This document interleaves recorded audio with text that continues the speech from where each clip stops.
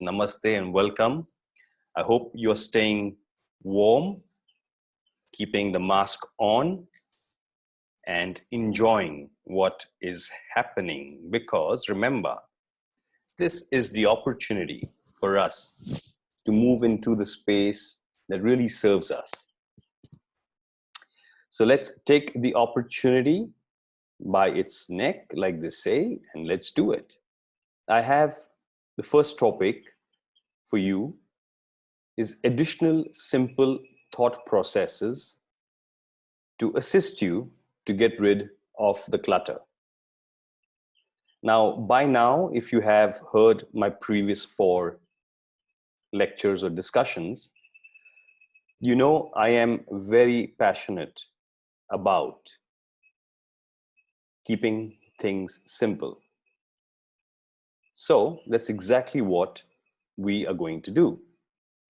So the first thing is to keep things simple. Follow the laser beam theory. Now, what does that mean? It simply means to have different compartments in your thought process, like you would have different drawers with different items.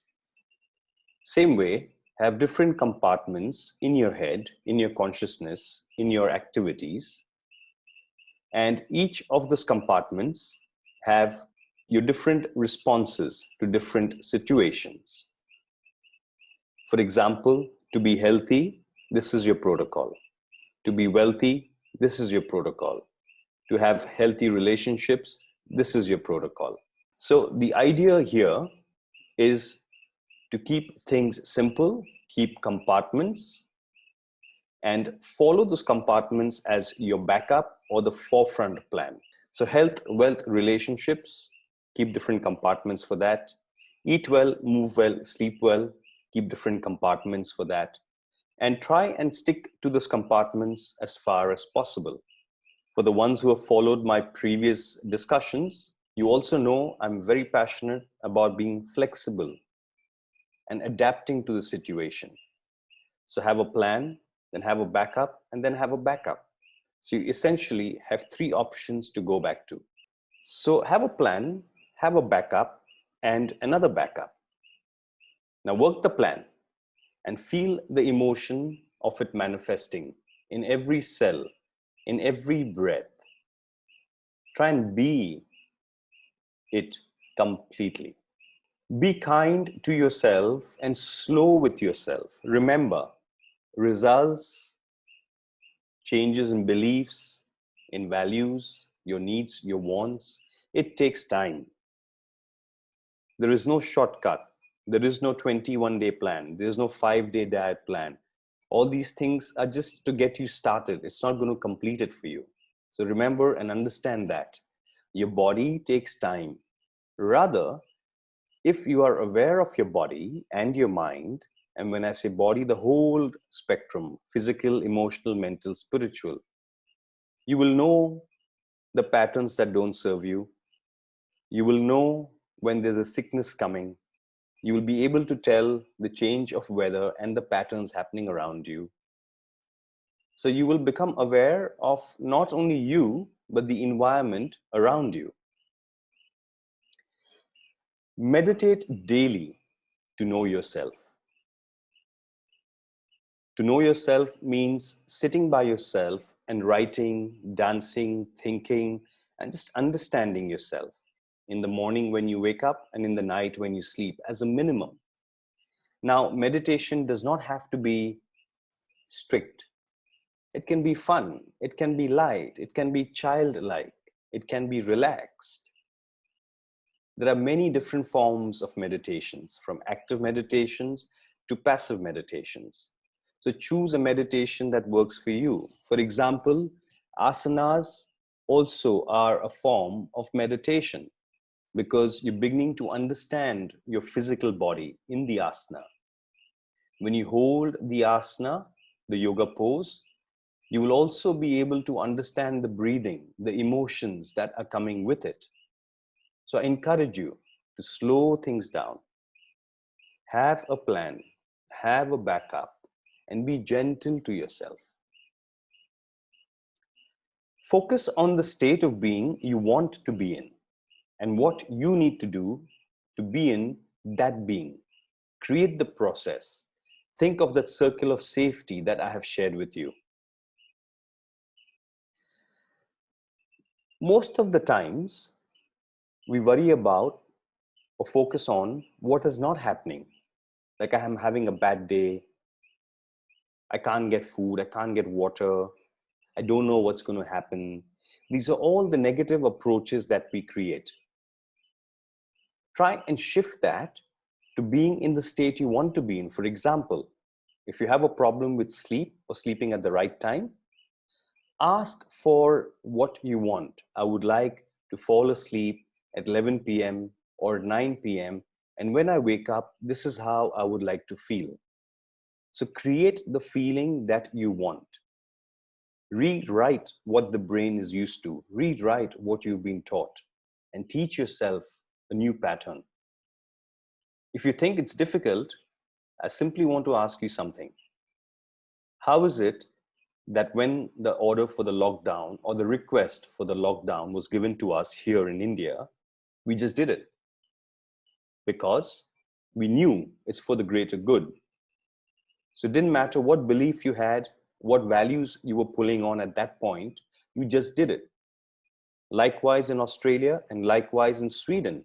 When Sweden, they were given maximum freedom and responsibility as individuals to take charge of the situation. And if you see, Sweden is not that far out from everybody else.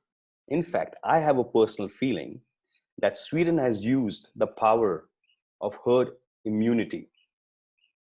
What other countries are doing, as much as I do agree with the lockdown in some countries, it's just important to be careful of that line of having a lockdown and being negative in our own mindsets. So it's important for us within that lockdown for each individual to create the frequency of health and happiness. Do it not for yourself, but do it for everybody around you. And once you do that, you will tune in to the herd immunity, not the herd mentality. So it's going to be a fantastic space for us to follow what Sweden is doing, what America is doing, what India is doing. And then we can have a fantastic discussion on this at the end of this journey that we are on. Own yourself. That is the most important thing I can share with you. Own yourself, or excuse my French, own your shit. If you are in a certain way, admit it. For example, most people want to lose weight or put on weight, right? It's the physical body, which is a trap anyway, but that we will discuss at a later time. Now, when people want to lose weight or gain weight or get a body shape that they want, and you put them on a strict nutrition plan, like I keep saying, if you have a goal, you have to adapt your actions to suit that goal. You can't want to look like a bodybuilder and train like an athlete. Or you can't want to look like an athlete and train like a bodybuilder. It doesn't work. Own yourself basically means owning your shit, owning your values, your beliefs, your needs and wants, and sticking to it. And in this, you lose some and you win some. I don't mean become egoistic. Ego, remember, is there to help you or cover up for your shortcomings. Once you're clear of your circle of safety and your boundaries and you own yourself, automatically the ego reduces because it doesn't need to be there to protect you. You're protecting yourself. So owning yourself, own who you are. Do what you are doing because you want to, not because someone told you about it or because you heard it's the best thing to do. Don't live somebody else's story. Create your own. But also, don't reinvent the wheel. Remember, balance. It's all about yin and yang, Shiva, Shakti. It's about the balance and harmony. For example, you don't do a winter routine in summer, do you? You don't do a summer routine in winter, do you? And if you do, you know the consequences. Same way, if you are going to follow somebody else's success story, then you're not living your life. Okay, you're going to read a magazine, they're going to tell you to follow this diet plan for a hardcore body or a beautiful shape that you're looking at. It ain't going to work. You're only going to go round and round. You're going to get frustrated, and then you're going to accuse the magazine of not working. But the point is, it's your body, your lifestyle, only you know. And all the good coaches in the world know exactly that. So they will monitor what you're doing on a daily basis, whether it's for mental, physical, emotional, spiritual growth. And they'll give you a plan based on how you're going and adapt it to suit you. Bodybuilders and good coaches who coach good bodybuilders have a very systematic way of working, but at the same time, they have adaptability and flexibility to tweak things here and there. Good coaches for athletes do the same thing. They have a plan, but they have the adaptability and flexibility to adjust to the athlete's emotional state at that day. These are some very important aspects, but this is something we can share in detail at a later stage, where I can share my experience of working with international athletes. Compounding effect.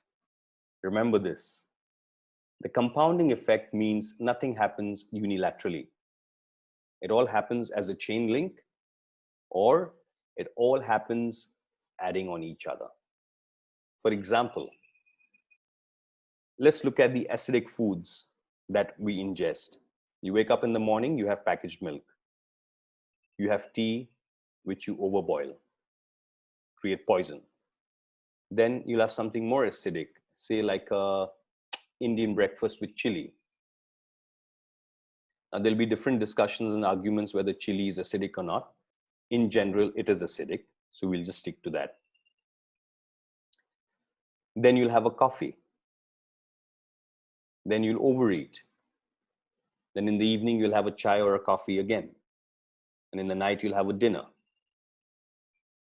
Along with that comes your mental state of acidic thoughts, your emotions, some acidic emotions. So when they all add up, they give you a problem. Now let's look at gluten and the milk saga. If you had one, unless you have a celiac disease, which is dis-ease, which means you need to come at ease with the whole thing. Unless you have a celiac disease, gluten is not going to affect you if you don't overdo it. But if you overdo anything, including gluten, you are going to get the symptoms.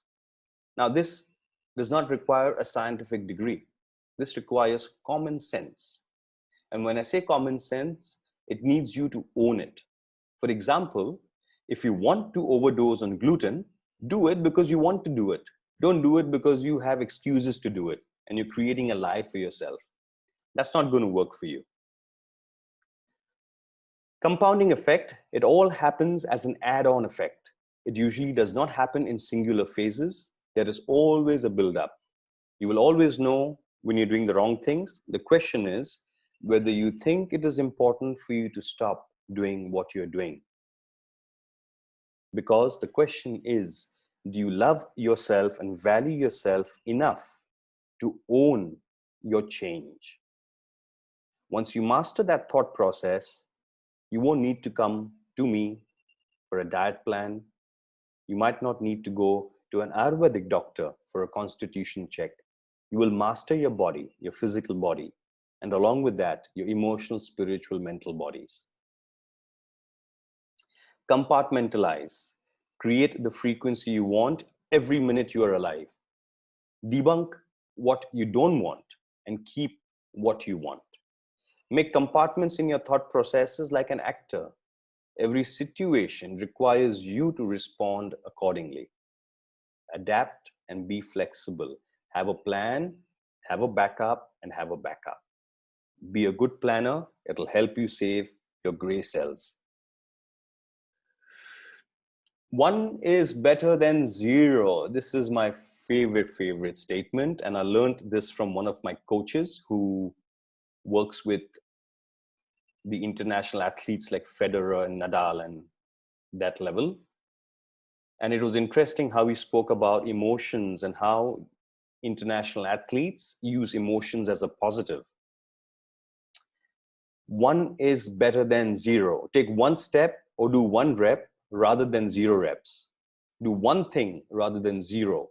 Do one good thing rather than 0. Remember the compounding effect. Most of the times we make an excuse, right? Oh, I had a plan for 30 minutes of going to the gym, but I can't do it, so there's no point in going. No. What if you used that same principle when you're being undisciplined? Which means I've had one extra morsel, so the next meal I'll reduce it to balance it out. What we do is we eat one extra morsel and we say, oh, it's okay, I've had one extra, now I can have a few more. So these are all belief systems that don't serve us. So it's time to let go of that. Remember, it's better to do 1 than do 0. It's better to do 2 than do 1. So do something, but just do it. The more you think and the more you process, the less action you're going to do. A beautiful statement my mom used to always share: stress doesn't kill anyone. It's the thought of the stress that kills you. So reduce the thought and do the action, which is if something is stressing you, have a conversation with it, understand it, counsel yourself, and let go of that situation. When I say let go, means solve it. Don't keep it hanging. Another way of thinking of this is what you can do today, don't do tomorrow. Because if you do it tomorrow, like a gutter, it fills up. And then the flow gets stopped. So do what needs to be done today. A samurai will always get ready in the night because he doesn't know if he's going to be alive the next day. So when he wakes up in the morning, his whole system is ready for war, for protection, or for practice. It's your body. You have only one, so love it. Indulge it. When I say indulge it, it doesn't mean going on an alcohol binge, going on a sweet binge. Indulge it in a way that makes you feel good. Now, don't get me wrong. I'm not against you if you want to go have a good time once in a way, and your belief is that good time is going to give you some fuel to push you forward. By all means, do it. Remember balance. Balance is the key. Create your experiences from what you do and ask yourself if that experience is what you're after. With age, allow change, allow evolution. Don't get stuck to being a teenager all your life. Don't pick and choose to suit your convenience. If you do that, that's the consequence you're going to get. Own the body, respect the living daylights out of it. Think of something, someone you love. Let's meditate on that. Think of someone you love or something you love. What are the emotions you feel when you think of that someone or that something? Now take your arms and hug that somebody or something. Feel the emotions of it. And now bring yourself to your body and feel the similar emotions of love, of passion, of camaraderie, and just hug yourself and feel it.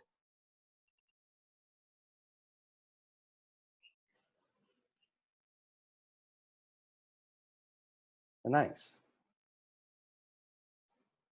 The next one is why wait till you are sick?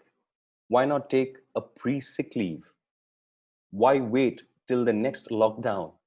Why not take steps now to find your triad of balance? Create your circle of safety. My thought is you have to do it anyway. So why not do it at your terms? Why do it because you have to? Do it because you want to. Own yourself.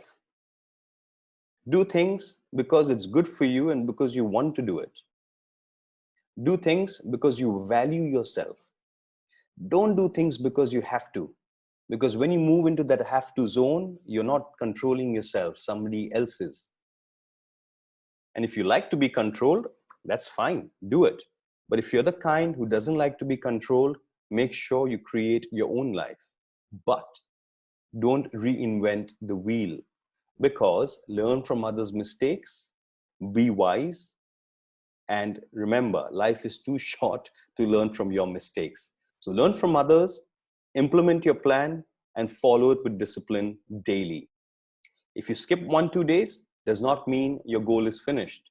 It's like driving from point A to point B. You will reach point B, maybe a little delayed if you go zigzag, but that doesn't mean point B doesn't exist. So try and understand that. Be easy and relaxed with yourself, reduce the pressure quotient, and try and enjoy the journey. Enjoy your purpose. Enjoy doing it because you want to, not because you have to. Do what you want to do for the experience of it. Once you do that, your wealth will come, the money will come, happiness will come, health will come. Find your purpose. Try and do your homework like I've given you.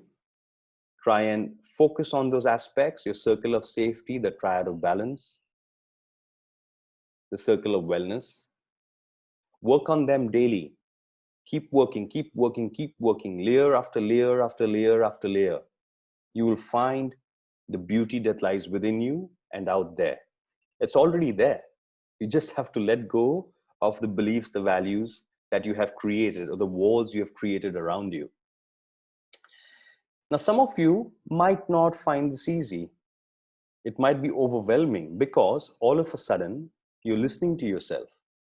You're hearing voices that you haven't heard for a while, or you're hearing voices which you have heard, but now you have to sit with those voices. So there is nothing to fear. It's a matter of getting used to it.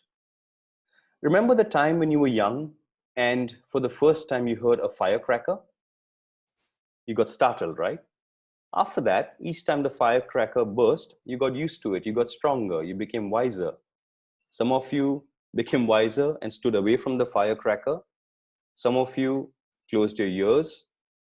Some of you forgot to become aware and you went next to it and it exploded next to you and you got startled. But each time you were able to handle it much better. So in the same way, keep practicing, have faith in your journey, have faith in the universal consciousness, because at no point does the universe choose me over you. It chooses all of us on our own paths. We are all living the life we are either consciously or subconsciously creating. We create the life based on our environment. The environment is based around our state of being and asking for what we want. So everything is connected. It's important for us to understand that and to work in that spectrum. And how do we do it? By eating well, moving well, sleeping well. And how do we understand how to do eating well, moving well, sleeping well? By having a circle of safety, by having a triad of balance. And by understanding one thing: who are you? And how do you find that? By sitting with yourself. I would love to share my story in just a minute about the value of yoga and meditation and pranayama in my life. So I used to use yoga to enhance performance so I could train harder in my karate and train harder at the gym and recover faster. And of course, have a sense of sanity and balance mentally, emotionally, spiritually. Now, at this age, where from a teenager to where I am now I use yoga as my main form of movement patterns, of breathing patterns, which is the pranayama, and of focus. So I've adapted my life to suit where I am and where I want to go.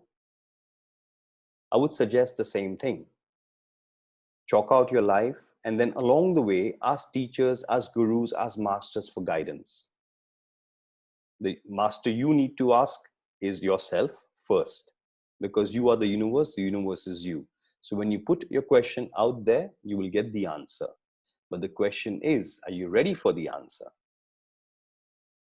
And if you're not, then get ready by going within, by going out there and creating the platform or the frequency of health and happiness.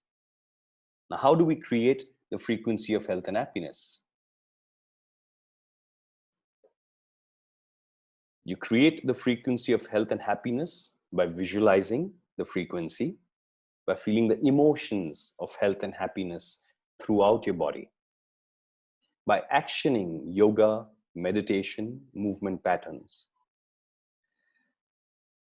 and fall in love with that frequency because you deserve it. You deserve to be healthy and happy every minute of your life. This also means that other emotions are accepted all around you. But it means don't get stuck to the emotions you don't want. Stay in the emotions you want. Thank you. Namaste.